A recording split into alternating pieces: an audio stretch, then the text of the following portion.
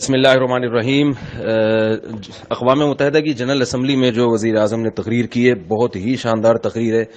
پورے قوم کی جذبات کی عکاسی کی ہے، پوری قوم کی ترجمانی کی ہے، خاص طور پر کشمیر کے مسئلے کو جس اہمیت کے ساتھ اٹھایا ہے، جو ابھی ظلم اور بربریت کا بازار کشمیر میں گرم ہے، اور دوسری طرف جو اسلام کو ایک یعنی امیج دنیا میں بنا دیا گیا ہے پروپیگنڈا کر کے کہ یہ دہشت گردی کا مذہب ہے، مسلمان دہشت گرد ہوتے ہیں، اس کے بارے میں جو دلائل کے ساتھ کانسیپٹ کلیئر کیے ہیں، تو یہ سب چیزیں لائق تحسین ہیں اور بہت شاندار باتیں کی ہیں، اور پوری قوم کو اس پہ وزیر اعظم کا شکریہ ادا کرنا چاہیے۔ شاید اتنی مضبوط لب و لہجے میں، اتنے مضبوط انداز کے ساتھ، اتنی بڑی جگہ پر شاید کم از کم میری معلومات کے مطابق اب تک کوئی ہمارے کسی نمائندے نے ایسا بیان یا ایسی اسپیچ نہیں کی ہے، تو ہمیں اس پہ بہرحال وزیر اعظم کو اپریشیٹ کرنا چاہیے۔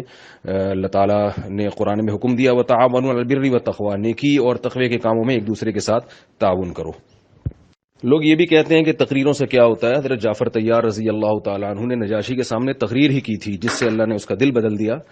تو ہمارا کام ہے جو بھی اسباب اور وسائل اللہ نے ہمیں دیے ہیں ان کو گروہ کار لا کر ہم اپنا فریضہ ادا کریں۔ باقی آگے سامنے والوں پر اثر ہوتا ہے یا نہیں ہوتا، یہ ہمارے اختیار میں نہیں ہے۔ تو جو اچھا کام ہے بہرحال ہمیں اس پہ اپریشیٹ کرنا چاہیے۔ اللہ تعالی ہم سب کو عمل کی توفیق عطا فرمائے۔